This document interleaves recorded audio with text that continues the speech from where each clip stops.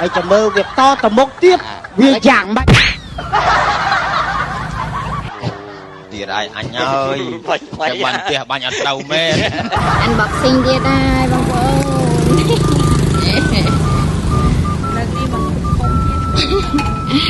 gì đó bạch nga lê thay chàng đang lụa đạch mà ăn miên lôi cứ thả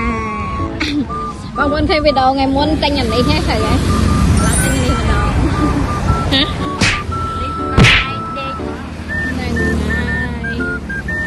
chồng anh em đẹp cho nó trơn vì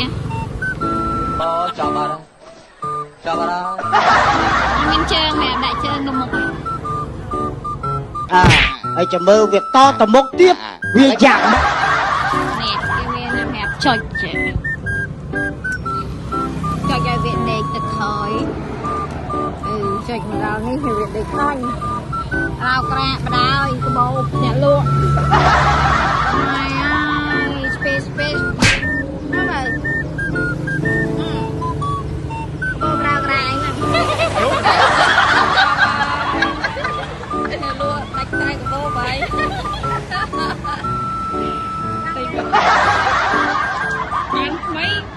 ăn mấy muối rồi vô muối chết đi